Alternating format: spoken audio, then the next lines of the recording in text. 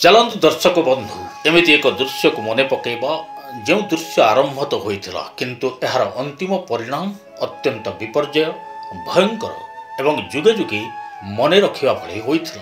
भिडियोटी को आगक नवा पूर्व आपण मैंने जदि आमर कार्यक्रम देखा चाहते यार नोटिफिकेशन पाइबा चाहते ताहले आम चैनल को सब्सक्राइब करंतु एवं बेल आइकन बटन टी को दबाई दियंतु। महाभारत काल रे यार यथेष्ट पूर्व जितेबाला पांडव मैंने हस्तिनापुर बाहरी आसते से इंद्रप्रस्थ नामक एक राजप्रसाद निर्माण करते जोठी स्वयं युधिष्ठिर राजा होते एवं अत्यंत चिताकर्षक भाव में महल निर्माण होता।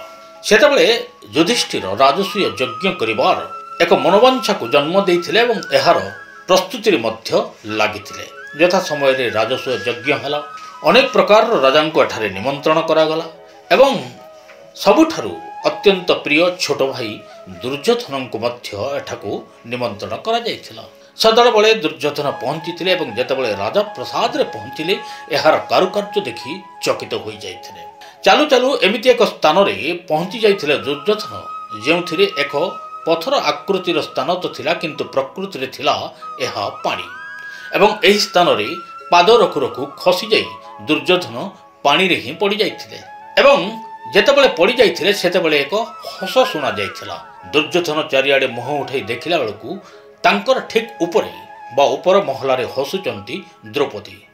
हसिबार कथा नुह किंतु द्रौपदी हसी हसी जो कथाटी कहिले एहा ही सेई दिन सेई समय सेई घंटा कंटा सेकेंड रे एक विराट कुकृति को जन्म देइथिला। द्रौपदी कहिथिले अंधपुत्रर पुओ अंध लगिला जेमिति अनेक गुड़िए कंटा एका संगरे दुर्योधन को आक्रमण कर देइथिला। मने मने अत्यंत कष्ट पाइथिले दुर्योधन जेन तेन प्रकारेण राजसूय यज्ञ रे तो भाग नहीं फेरी आसिले किंतु द्रौपदी को ए गोटे कथा तांको मनरु लिभु नथिला।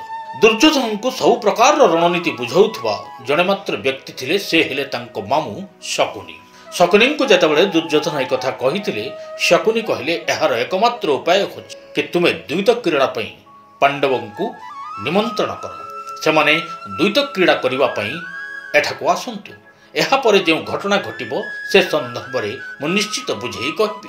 से ही हला दुर्योधन को निमंत्रण रे पांडव माने पहुंची थिले हस्तिनापुर रे आरंभ होला द्वैत क्रीड़ा। राज संपत्ति उवास सबकिछि क्रमागत भाव में हारिबारे लागिले युधिष्ठिर।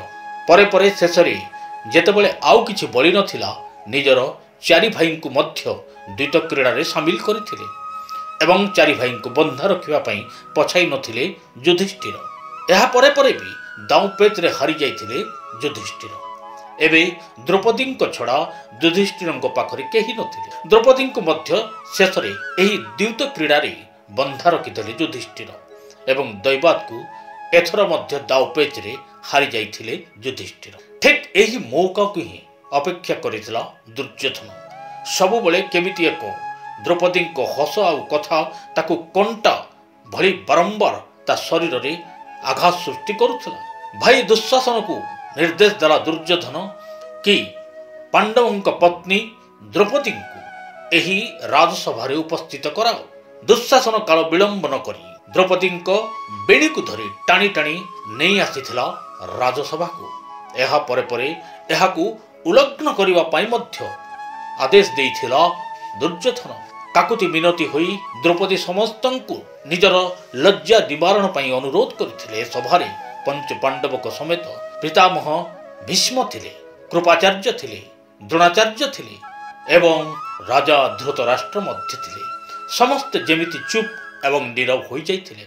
जेतेबेले कोनोसी आडु सुफल मिली नथिला हाथ उठाई द्रौपदी डाकिथिले भुवन मोहन श्रीहरि श्रीकृष्ण को। द्रौपदींकर डाक शुणी पहुंची जाइथिले श्रीकृष्ण एवं एते मात्रा रे वस्त्र जोगाइले जे दुशासन टाणी टाणी वस्त्र हालिया हवा परे मूर्छित मध्य होइगला किंतु द्रौपदींकर लज्जा हरण होई पारला नाही एवं सेई दिन ही द्रौपदी दुईटी अभिशाप देइथिले।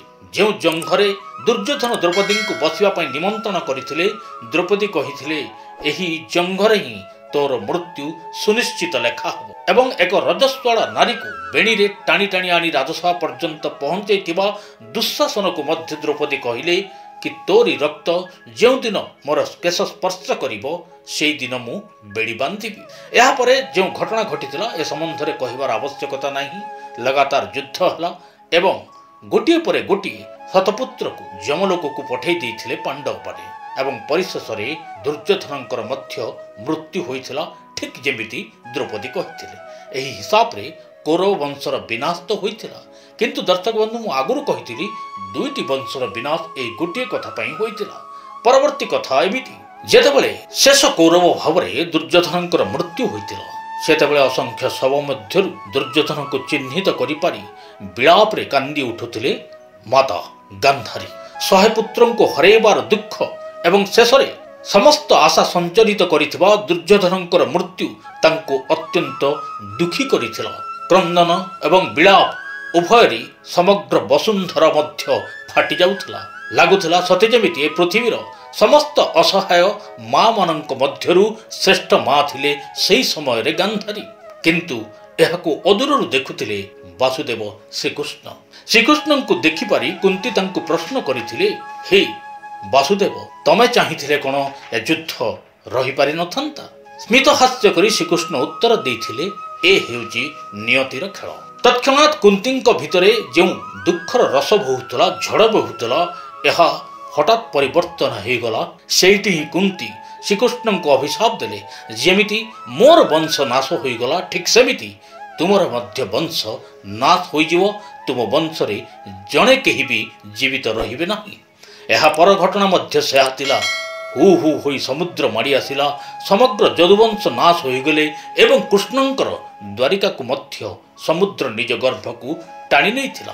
परिशेष रे श्रीकृष्ण मध्य जरासवर द्वारा एही लोक को बा भूलोक को छाड़िबा पई बाध्य होइथिले। तेणु नियति चक्र रे दुईटी वंशर विनाश गोटिए पद कथारे निश्चिन्न हो जाइथिला एवं सारा विश्व को महाभारत भली एक भयंकर युद्धर दर्शन मध्य कराई परिथिला। दर्शक बंधु काहाको बिना कारण रे अपमान करिबा जेमिति नियतिर व्यतिक्रम ठीक सेमिति अहंकार बसत जेकोसी निष्पत्ति नवा मध्य एक विराट विध्वंस को निमंत्रण एक कथा आमको सब बेले मन रखिबा को पड़िबो।